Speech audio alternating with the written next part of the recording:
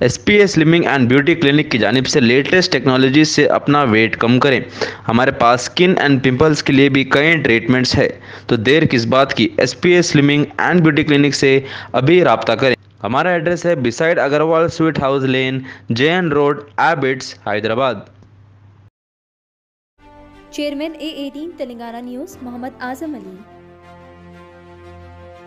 Anti corruption bureau ACB Telangana ने विकाराबाद ज़िले के धरूर पुलिस स्टेशन के एक सब इंस्पेक्टर और उसके प्राइवेट ड्राइवर को मुबैना तौर पर 30,000 रुपये रिश्वत तलब करने और कबूल करने के इल्ज़ाम में गिरफ्तार कर लिया है।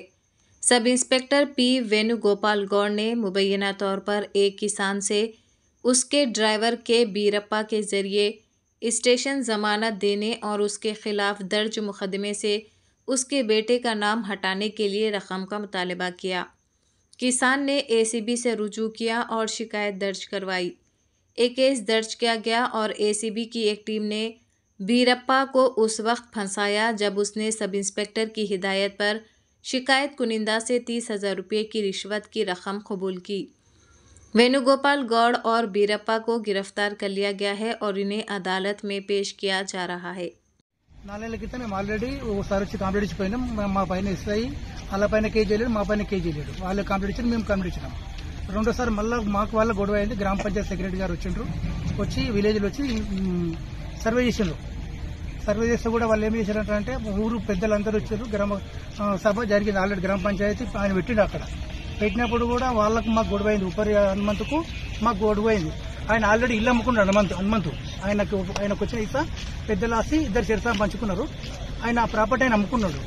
ఈ దౌర్జన్యంగా ఈయన తల్లి లేరు, తండ్రి లేరు. ఈయనకు దౌర్జన్యంగా డబ్బు వేసిండు 4 నెలల క్రితం. ఆ విషయం లోపలనే మేము సార్కి వచ్చి కలిసినాము. మాకు వాళ్ళ గొడవ అయింది. గొడవ అయినప్పుడు వాళ్ళు కంప్లీట్ ఇచ్చారు, మేము కంప్లీట్ ఇచ్చినాం. మా కంప్లీట్ తీసుకోలేడు, వాళ్ళ కంప్లీట్ తీసుకున్నాడు. ఈ విషయంలో ఇదే సార్ మాకు ఆల్రెడీ ఎస్ఐ గారు 50,000 రూపాయలు డిమాండ్ చేశారు. ఫస్ట్ 70,000 అడిగారు. 70,000 అడిగి తర్వాత 50,000 అడిగారు. తర్వాత 30,000 కాంప్రమైజ్ అయ్యింది.